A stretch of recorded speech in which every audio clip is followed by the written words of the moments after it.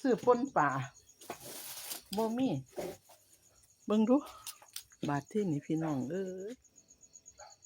เบิ่งดูสายบัวซื้อสายบัวมัดละ10 บาทมีเกล็ดลำน่ะ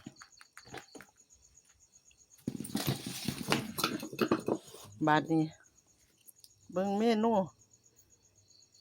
พ่อสิเฮ็ดหยังกินพ่อแกงสายบัวใส่ปลาดิแกงใส่ปลาดุกว่าซั่นเบิ่งดูนี่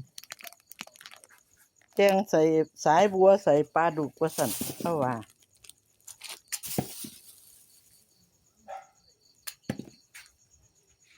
แม่มันหลากพื้นเลยตัดเครื่องแหมการปาดเครื่ ล่า อง งให้เราตัวน้อง กำลังอยู่กำลังหั่นสายบัวเบิ่งดูดอกงามเนาะกินกับตำบักหุ่งแซ่บอยู่นี่เพราะว่าเกสรของดอกบัวนี่จ้ะจะเป็นยาบำรุงหัวใจเฮาเนาะเกสรอ่อนๆของดอกบัวนี่จะเป็นยาจ้ะนี่ให้ดอกบานเพิ่นจะไปเคาะเอาเกสรดอกบัวนี่มาผสมยาเนาะดอกบัวแดงก็ได้บัวบัวเพิ่นเอิ้นบัวกินหมากบัวโป่งก็ได้แม่ค่ะเกสรเพิ่นสิเป็นยาอย่าเฮ็ดสั่นหลายเพราะมันหยิบยากเบิ่งดูผู้สิเฮ็ดกับเขาวเมียเป็นผู้ทายเดี๋ยวก็สิ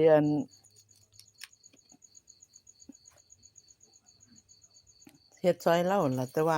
เดี๋ยวนี้มันส่งมืดๆเนาะทักทาย FC แน่พ่อ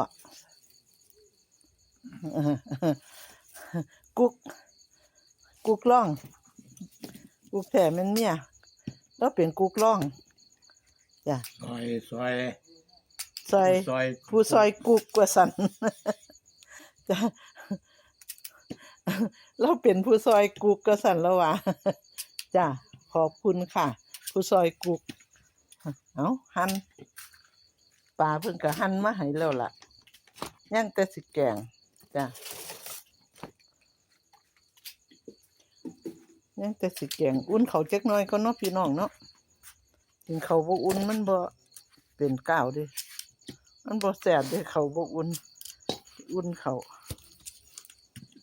เอาสิก่อไฟบ่นี่หรือสิใช้เตาแก๊สใช้เตาแก๊สก็ได้